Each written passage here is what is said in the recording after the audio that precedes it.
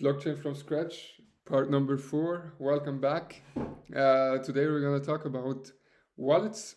We're going to use a wallet to store some very important information. We're going to use that to store our private key. Our private key is our password. We use our private key to access our state in a blockchain. So if I have some Bitcoin, if I have some Ethereum, the only way to access that is through my private key. And if I forget my private key or my private key is stolen, it's over. Okay, you lose your money. There is no customer hotline for Bitcoin or for Ethereum or for any other decentralized blockchain, right?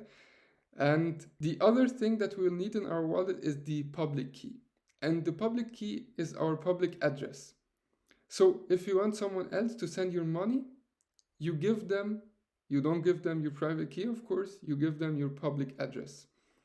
And this public address is generated from the private key. So if you have a private key, you can always regenerate your public address. So you cannot lose the public key if you have a private key. But it's impossible to regenerate your private key from the public key. As we discussed in 01 hash, it's not invertible, right? Private key to public key, easy. Public key to private key, nearly impossible.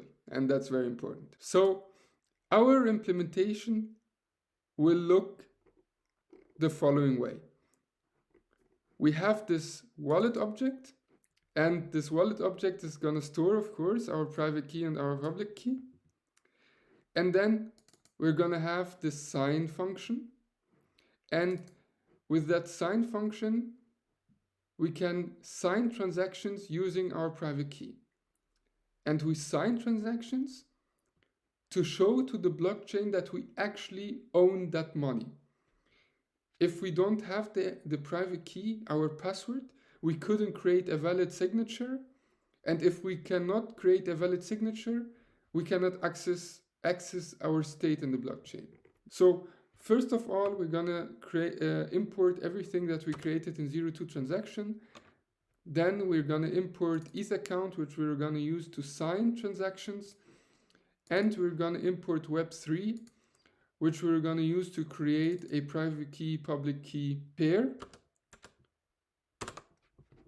So here keys creates a private key and its corresponding address and returns that.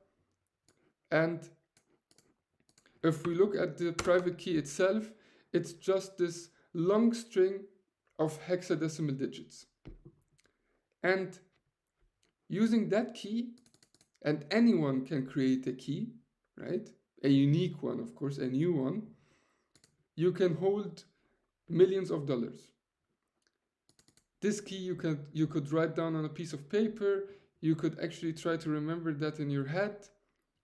But if you have that, you can always access your money or the state in the blockchain. Okay? So the wallet is gonna store that pair, but it's also gonna keep track of the nonce. And the nonce, we talked about the nonce in 02 transaction. It's gonna keep track of the number transactions that we signed using this wallet. So we always have to increment that, and we do that to prevent replay attacks. And then the sign method takes in a transaction. We're going to encode that transaction, and then we're going to sign this transaction using the Web3 library. And this is going to take in the encoded transaction and the private key of the wallet. And then we're going to set the transaction signature attribute to this generated signature. And then we have this helper function, which creates a signed transaction in a more easy way. Okay? So if we look at a wallet, what we actually look at here is the public address. So if we want to create and sign a transaction, we create a new transaction object, and this takes in someone that sends this transaction, in this case wallet 1, someone that receives that, so wallet 2, a value 12 ETH, a transaction fee, and write nonce, and then we can sign that using our private key, of course. And if we run that, we now have a valid signature. Right? This is what the signature actually looks like.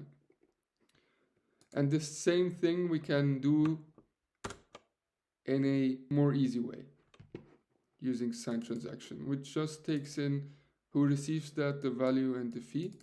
And then, of course, signed is true, and we have a signature. Okay. So now we need to validate. We need this functionality to actually validate that the transaction was signed using a valid private key. We do that through val sig, which stands for validate signature.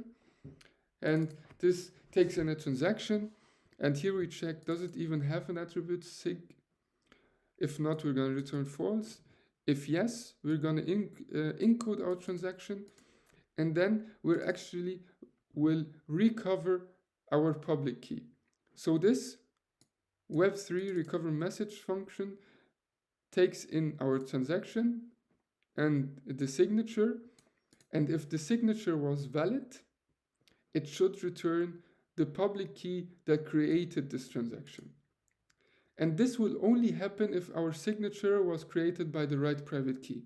If not, this will fail. If we're going to assert this, everything works. And of course, we're going to send these 12 ETH. But if this receiver wants to play with our signed transaction and actually wants to change the value that we're going to send him, he can do that if he says transaction value to 30. But if he does that, the signature will be wrong. So you cannot change a signed transaction. If you do that, the validate signature will fail. So what we're actually going to assert here is assert not. This is exactly what we want. So now we have a working wallet. We can create a new key pair. We have our private key, our public address, and we can sign and send new transactions. So this was it for 04. In the next one, we're going to talk about 05 blocks. See you in the next one. Bye-bye.